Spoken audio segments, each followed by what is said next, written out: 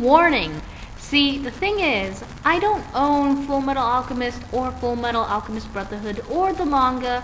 Those are owned by different people, which I could probably name later, maybe. I don't know. So, point is this. Yeah. The credit for these things, yeah, they go to all the actors in the anime, the voice actors, you know what I'm talking about. And the people who wrote the manga, the editors, you know, stuff like that. And I'm just a fan. I'm only a fan. And I just wanted to write a book. And so I did. And then I narrated it. And I thought it was pretty good. So I'm going to try putting it on YouTube. And so yeah. And then the other thing is, for those people who are, you know, they don't ever, you know, read the descriptions, you know, when people tell them to. Yeah, so I didn't steal this book. Actually Declo. It's just, Typhlosion Girl is my YouTube username. Declo is what I use for everything else. So yeah, enjoy The Glass Alchemist. The Glass Alchemist, a Fullmetal Alchemist fanfiction, written by Declo. Chapter 1, Flight in the Night, Part 1. Seraphina? No, that person doesn't exist. Scratch that, she's dead. Yep, she's definitely dead. If that girl ever existed at all. Who am I then? Oh, I'm what's left of that sweet life by the ocean and forest, filled with warm summer days and snowy winter nights. Do I have a name? What is a name anyways? It's a label, something to differentiate one from another. It's something to set us apart. But aren't I freakish enough for you? No, I don't need a name. Call me what you wish. I don't care as long as it's not Seraphina. Anything will do. Lynx? How fitting a name for a chimera like me. But you're not really the creative type, are you? Oh well, I did say to call me anything, didn't I? Shadowy figures crouched on the rooftop, their shapes barely human in some cases. Their mission was simple: infiltrate, kill, and then flee. It's not personal. I don't even know these people, Lynx rationalized to herself. In fact, they may not even be skate alchemists. They probably won't recognize me anyhow, not as a chimera.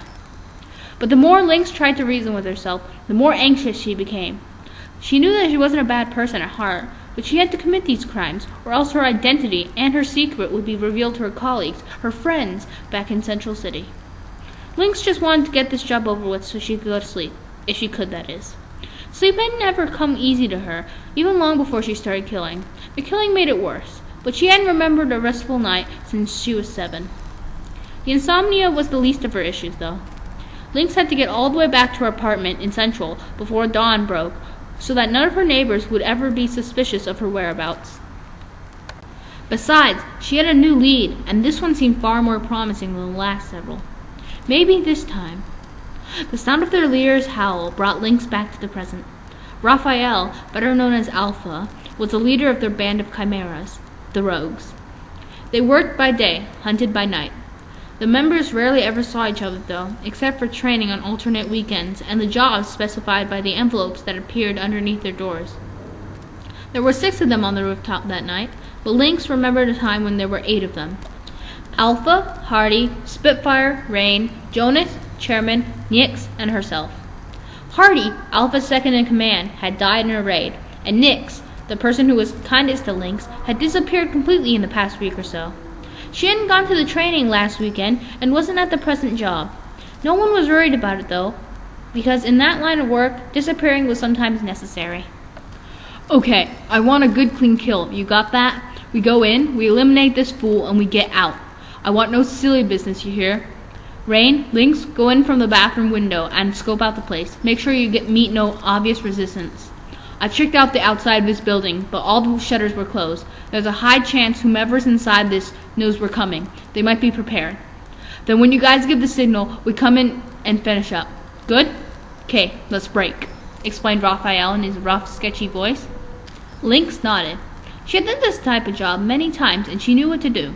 Lynx twitched her whiskers while she leaped down from the roof and grabbed the minuscule ledge, pulled herself up, and began working with her razor-sharp claws to scratch an alchemical circle in the glass.